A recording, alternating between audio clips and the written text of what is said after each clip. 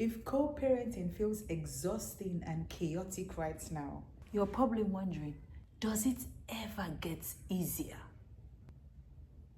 Hi friends, my name is Justina and welcome to my channel Thrive with Purpose. If you're struggling with your co-parenting dynamic, this one is for you. The co-parenting journey. The earlier days for me were the hardest. Maybe it's the same for you.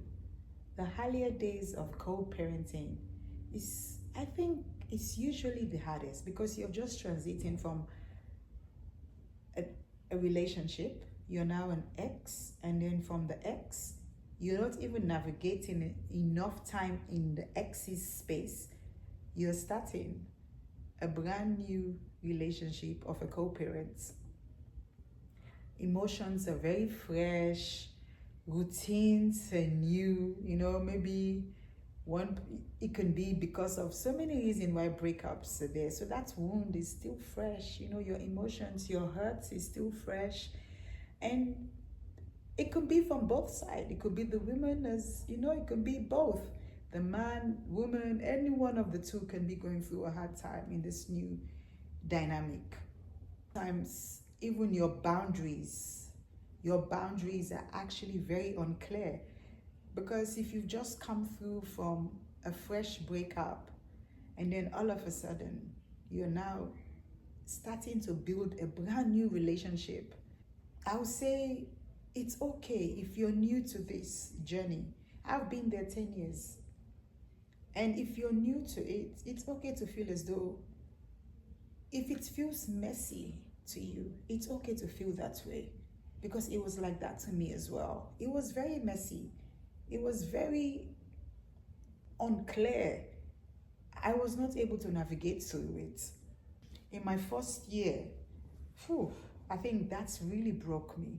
My first year as a co-parent, I was many things.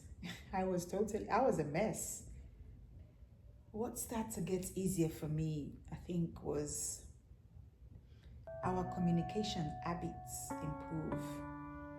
I was able to navigate properly in that when we were able to break through the communication barrier, because at the earlier start, I think that for me, when I think about it, that was one of our weaknesses, communication. Every time we have to communicate, a little thing will just spark an argument, or I'll just be very irritable.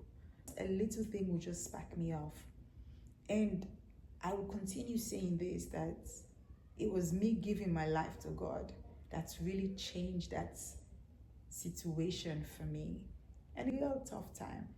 Imagine being an executive. I was a director that time.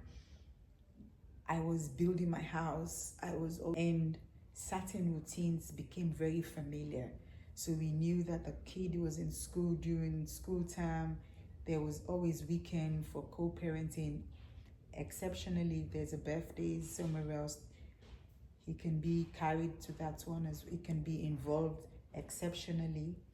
So both calendars were very clear.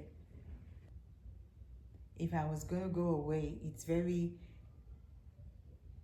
respectfully for me to let him know that I'm going to be away. The child will be with this family member.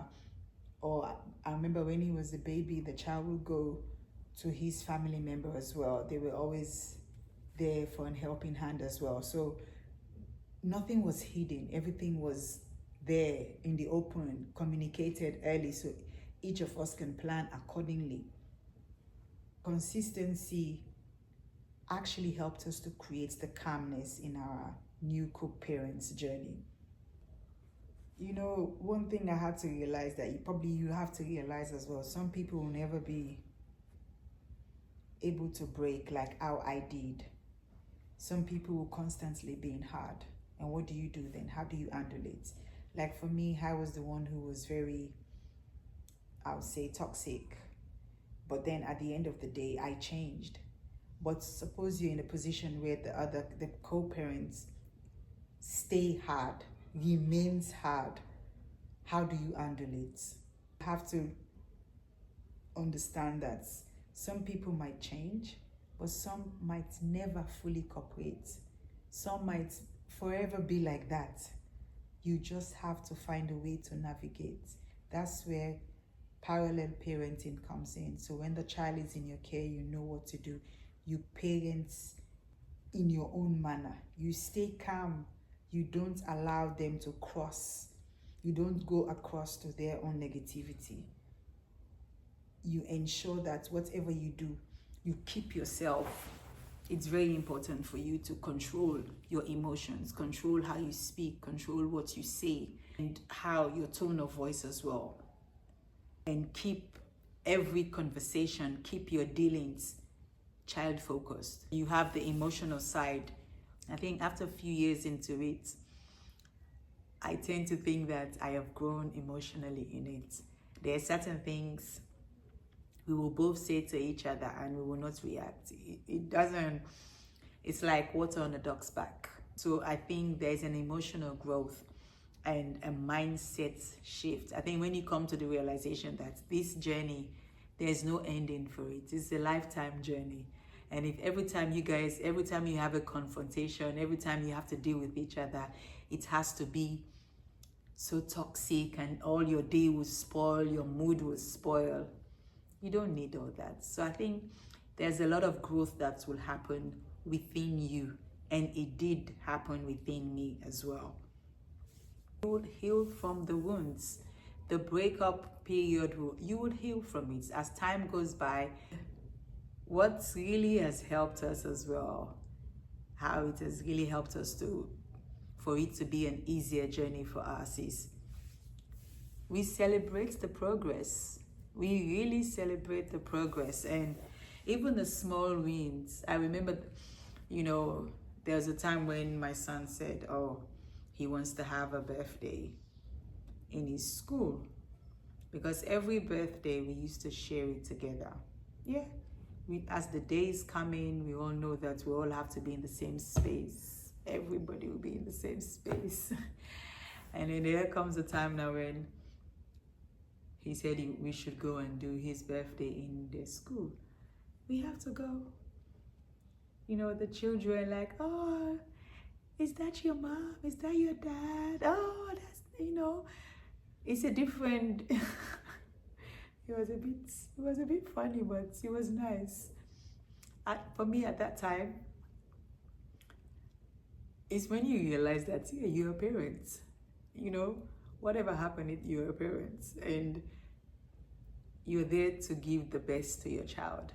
So whatever uncomfortable situation as it is, you have to make it work. You celebrate the little wins. And every time when every time he gets his report card from school, I'll call him or I'll snap and say, this is this time's report card. He will look at it and like, well done. Well done, mommy. You're doing a great job. I'm like, yeah, we're a team. You're also doing it as well. Congratulations to you as well. And if he's also not doing well in certain things, or if he's not behaving well, I can always count on him. There's been countless of time when he wants to be a little bit a child. Sometimes children can want to be children. And I can always count on him as the father to bring stability in our home. And I know how my son respects his dad. So the minute I'll say, I'm going to let daddy know, I'm going to tell your daddy, he's going to sit up. He's going to be, okay, mommy.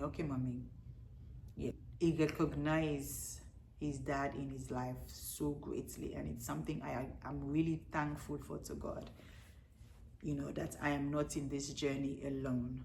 And if you're going through, trust God to change your situation as he did mine, because if it was up to me, I will not be in this position right now. And also celebrate the fact that you've actually learned how to protect your peace. That is a big win. You've learned how to protect your peace. It's so nice. I am living a very peaceful co-parenting journey. I'm not saying challenges don't come. I'm not saying There's not a time when, sometimes we would want to go, rub off each other the wrong way. But we don't stay in that space for long. Especially when there's something called, I'm very sorry, it was not meant to be like this. I didn't think it was going to be like this, so I'm sorry if I come across saying this. It diffuses everything because it's a peace of mind that no currency can buy. Don't forget to like and subscribe, and also share with a co-parenter who is also struggling, or someone who probably is doing fantastic that in parents' journey, so that they can drop us a line and share best practice and the tips that they have used in other for us, or for them to have a very blessed co-parenting journey as well. Always remember that you are not alone in this journey. Till then, stay blessed and stay inspired. Bye.